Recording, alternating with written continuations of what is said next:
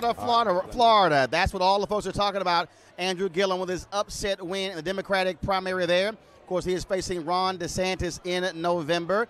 He also was a part of today's conversation, and I had a chance to talk with him, the third of our 3 black gubernatorial nominees.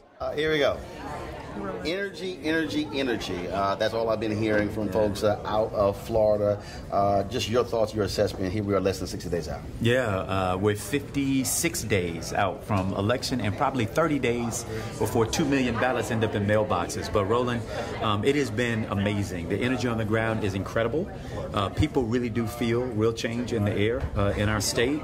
We had a volunteer call the other night. We had 3,000 lines occupied, and many of those places, people had hundreds of people in a room and just occupied one line. I mean, it gives you a sense that people are really excited on the ground, but as you heard me say all throughout the primary, the only thing that matters is how we vote and if we get out and vote. And I honestly believe that the energy exists such that people are going to show up and show out in record numbers in Florida. A number of Puerto Ricans are now in the state of Florida. You had Donald Trump this morning questioning nearly 3,000 dying. That surely should be offensive in ticking off those folks who saw loved ones, who saw their homes destroyed and lost as a result and run out of that territory. Absolutely. First of all, just when you think the president couldn't get any lower, he goes lower.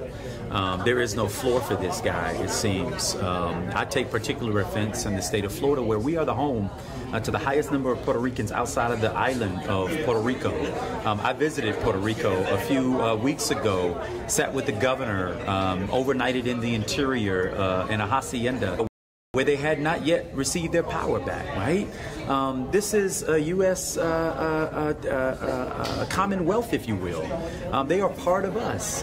The federal response is a terrible embarrassment, and quite frankly, my heart goes out in advance to those in the path of Florence, because if this is how the president conducts himself, self-congratulating, undermining the efforts for recovery in Puerto Rico, imagine the nervousness that might exist for those people. I wish them well. I wish them no harm, and I hope that this is a much improvement upon the recovery efforts. But you got to wonder when you have a president who just doesn't deal in reality, and quite frankly has such reduced regard for human life, is willing to suggest a political conspiracy rather than admit that their administration failed, and as a result of that, thousands of people lost their lives. Last question real quick. Clearly, when your opponent has resigned his seat, it seems like you got him a little bit worried in his campaign. Well, my opponent also is modeling himself after Donald Trump. He's sitting around calling names, equating me with animals, while we're getting around the state and talking about the issues that matter to people. We're going to stay on the issues while they sink in the swamp. My grandmother always told me that never wrestle with pigs because you both get dirty, but the pig likes it. So they won't have a wrestling partner in me. They're going to have a governor, and that's how we'll win this state. All right, Andrew Gillum, we appreciate it. Thanks so much.